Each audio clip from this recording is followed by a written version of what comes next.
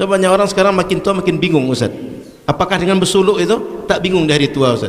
Tolong Ustaz jelaskan Ustaz. Kalau kita mau memasang keramik, itu kan ada teknisnya. Pasang dulu semennya, ada alat jepitnya di samping, lalu kemudian kan biarkan berapa hari, antara sambungan itu ada lagi apa namanya, napnya, baru kemudian dihaluskan. Cara ini bahasa Arabnya namanya thariqah, ada caranya. Nah, cara berzikir itu juga ada caranya. Bagaimana cara berzikir itu? Kebetulan yang menyusunnya secara sistematis namanya Imam Abul Hasan Asy-Syadzili, maka disebut dia dengan thariqah Syadziliyah. Yang menyusunnya Syekh Bahauddin Naqsyabandi, maka disebut dengan thariqah Naqsyabandiyah. Yang menyusunnya namanya Muhammad bin Abdul Karim Samman, nama thariqahnya Sammaniyah. Kebetulan yang menyusunnya namanya Abdul Somad, iya Somadiyah. Teknis cara berzikirnya, tujuannya tetap ilahi anta maksudi waridhoka matlubi. Kapalnya bisa kapal Naqsyabandiyah, bisa kapal Syadziliyah, bisa kapal Abdul Qadir Al-Jilani Qadiriyah. Nakhodanya ada Syekh Ahmad Ar-Rifai, ada Sidi Ahmad Al-Badawi, tapi lautannya tetap lautan la ilaha illallah Muhammadur Rasulullah.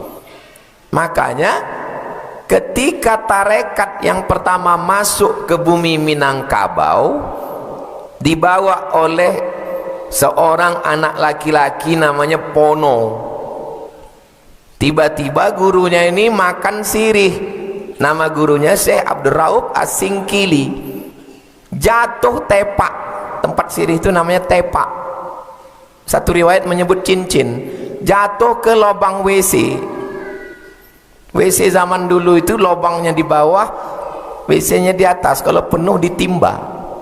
Jatuh, masuk dia ke dalam lubang tai itu untuk membersihkan tepak. Satu riwayat cincin. Dibersihkannya, serahkannya ke gurunya. Apa kata gurunya? Tangan kau ini akan dicium oleh raja-raja manusia sampai hari kiamat. Nama muridnya itu Burhanuddin Ula'an. Sampai hari ini orang setiap hari Rabu berkumpul Basapa namanya, bulan Sapar, Basapa. Orang Minang ujungnya itu hilang, Basapa. Makanya ada orang Minang ditangkap polisi waktu bawa mobil, ganja, rupanya ganjal. Nah, ujungnya hilang. Nah, walaupun di Minangkabau itu tarekat yang besar adalah tarekat Syattariyah, karena Syekh Abdul Rauf As-Singkili itu tarekatnya Syattariyah dari Syekh Abdullah Syattari.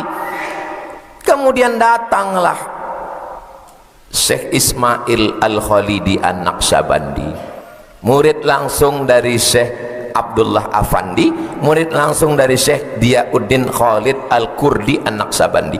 Tidak pernah dalam sejarah Minangkabau berkelahi antara Syattariyah dengan Naqsyabandiyah. Tunjukkan mana bukti bahwa Syattariyah dengan Naqsyabandiyah pernah kelahi di Minangkabau? Enggak. Bahkan Syekh Zamzami yang dari Canduang, tarekat guru Naqsyabandi, beliau Sattari di ujung namanya, tapi kemudian beliau datang ke Besilam menjumpai Syekh Zikmal Fuad bersuluk Naqsyabandi. Betapa lapang dadanya mereka. Beda dengan tetangga sebelah, beda sedikit dia tak mau. Ini. Siapa yang bisa membebaskan Palestina? Salahuddin Al-Ayyubi. Salahuddin Al-Ayyubi itu akidahnya apa? Asy'ari. Fikihnya Syafi'i. Tarekatnya Syadzili. Siapa yang bisa membebaskan Konstantinopel? Muhammad Al-Fatih. Muhammad Al-Fatih itu akidahnya Maturidi. Fikihnya Hanafi, tarekatnya Naqsyabandi. Nama gurunya Syekh Aga Syamsuddin. Datang Aga Syamsuddin itu membawa dia ziarah ke bawah pokok kayu besar. Yang terkubur di bawah pokok kayu itu sahabat Nabi yang dulu meminjamkan rumahnya sebelum Nabi punya rumah, namanya Abu Ayyub Al-Ansari. Kata Aga Syamsuddin, wahai Al-Fatih, ini Abu Ayyub Al-Ansari datang dari Madinah kemari mau membebaskan Konstantinopel, umurnya 80 tahun. Sekarang umur kau 19 tahun. 3 versi, ada yang bilang 19, ada yang bilang 20, ada yang bilang 21 karena ikhtilaf tentang tahun lahirnya. Sekarang engkau umur kau 19 tahun, ini 80 tahun umurnya, mau membebaskan Konstantinopel. Bangkit semangat Muhammad Al-Fatih. Muhammad Al-Fatih bangkit semangatnya setelah dibawa ziarah kubur. Ini kalau hidup sekarang Muhammad Al-Fatih ini dibilang kuburiyun. Muhammad Al-Fatih ini kuburiyun. Siapa yang bisa membebaskan Palestina? Asy'ari, Syafi'i, Syazili. Siapa yang bisa membebaskan Konstantinopel? Maturidi, Hanafi, Naqsyabandi. Tunjukkan saya tokoh Wahabi, apa yang dilakukannya? Mana negeri kafir yang dibebaskannya? Mana? Tunjukkan saya. Nggak ada. Dia kalau berkuasa, apa yang dia lakukan? Kalau dia punya kekuasaan, apa yang akan dia lakukan? Ketika dia berkuasa, ada muazzin sebelum azan, innallaha wa malaikatahu, innallaha wa malaikatahu yusalluna 'alan nabi. Dilarangnya. Jangan baca innallaha wa malaikatahu. Bid'ah. Yang azan ini buta. Setiap azan dia inallah, dipancung kepalanya. Di mana bisa kami tengok? Judul kitabnya Fitnatul Wahhabiyah, fitnah Wahabi. Yang menulisnya namanya Syekh Ahmad Zaini Dahlan, mufti mazhab Syafi'i di Makkah. Siapa Sayyid Ahmad Zaini Dahlan? Syekh Hasim Asy'ari membacakan Sahih Bukhari dari Syekh Mahfud At-Turmusi. Syekh Mahfud At-Turmusi membacakan Sahih Al-Bukhari kepada Syekh Bakri Syatta. Syekh Bakri Syatta membacakan Sahih Al-Bukhari kepada Syekh Ahmad Zaini Dahlan. Sanad-sanad kitab itu nanti mengerucutnya kepada Syekh Ahmad Zaini Dahlan. Mustahil dia bohong. Dialah yang menceritakan ketika Wahabi berkuasa, dia bukan membebaskan negeri kafir, memancung kepala umat Islam.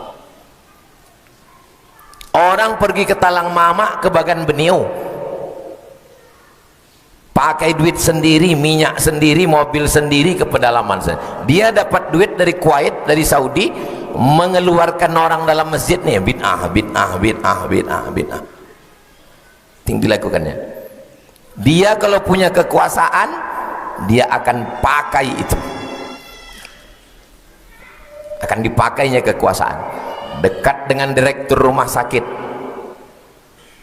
dibawanya ustadz dia, maka semua ustadz-ustadz yang ada di situ yang tak sealiran akan coret. Kajian pertama kita kalau ngajar hadis, hadis yang pertama adalah saya mendengar hadis pertama dari guru saya, guru saya mendengar hadis pertama dari guru saya, guru saya mendengar hadis pertama dari guru saya. Kasih sayang, ar-rahimuna yarhamuhumur rahman irhamu man fil ardi yarhamkum man fis sama. Mereka kalau mengajarkan hadis, hadis pertama ainallah, di mana Allah. Siapa yang bilang Tuhan tidak di langit, berarti sudah keluar dari Ahlussunnah. Coret namanya. Ustadz kok tahu? Nama saya dicoret dari rumah sakit Ibnu Sina. Ketika dia dekat dengan direktur tuh, dia kan coret nama yang tak cocok. Dekat sama gubernur. Kalau dekat dia dengan gubernur, dia akan pakai kekuasaan itu. Kasih tahu sama Somad, jangan senggol kami lagi. Waktu dia dekat dengan gubernur, Gubernur Riau.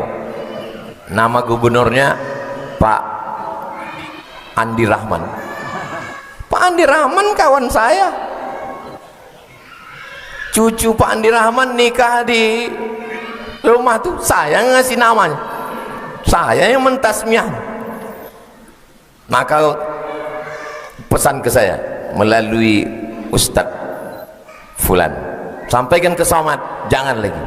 Datang profesor ngasih tahu ke saya, Ustadz, saya sudah menengok pengurus Masjid An-Nur, nama Ustadz tidak ada lagi di penasehat. Saya dulu kan penasehat di An-Nur, nama Ustadz udah dicoret, tak ada lagi, ada susunan yang baru. Siapa yang nyusun? Yang dekat dengan Pak Andi Rahman. Siapa namanya? Namanya Ibnu Mas'ud, yang disebut oleh Ustadz Khalid Basalamah di KPK, yang menjual jatah. Dan ikut itu. Waktu ditanya, Pak Khalid Basalamah, dari mana dapat jatah ini? Siapa kata dia? Ibnu Mas'ud. Itulah orangnya. Sekarang baru kubalaskan ke dia.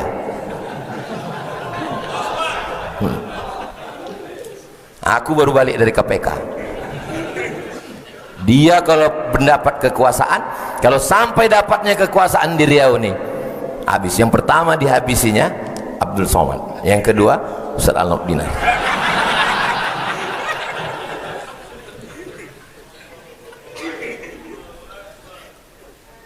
Entah kenapa semangat malam ini lain dekat Tuan Guru Bajang. Kalau Tuan mengambil buluh, jangan mengambil yang keras-keras. Ceramah tak boleh lebih 9:30 Ustaz, karena laki-laki tidak bisa tidur di teras Ustaz. Jadi Tuan Guru Bajang, sebelum kita tutup dengan doa, kami minta pesan pamungkas Ustaz. Dari semua yang kita bahas tadi, pesan pamungkas Tuan Guru. Setelah itu kita tutup dengan doa Tuan Guru. Silakan Tuan Guru.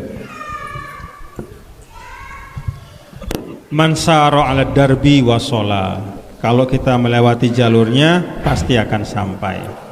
Belajar Islam itu pada ulama mausuqin, yaitu pada ulama-ulama yang bisa dipercaya, yang yattasil sanaduhum ila baginda Rasulullah sallallahu alaihi wasallam, yang sampai sanadnya kepada Nabi besar Muhammad sallallahu alaihi wasallam. Dan terakhir, 3 hal yang disampaikan oleh Syekh Abdul Somad tadi tentang trilogi itu jangan sampai ada yang ditinggalkan, mulai dari akidahnya, fikihnya, kemudian tasawufnya. Dan kalau bicara akidah harus dimulai dengan sifat 20, karena itulah yang membentengi anak-anak kita dari tasbih dan tajsim. Tidak ada gunanya jago ilmu fikih, jago yang lain-lain kalau akidahnya rusak. Jadi sifat 20 itu pokok dan utama. Aqidatul awam, kemudian jauharatut tauhid, itu jadikan sebagai wirid dari anak-anak kita ketika mulai belajar Islam. Wallahu a'lam bishawab. Terima kasih.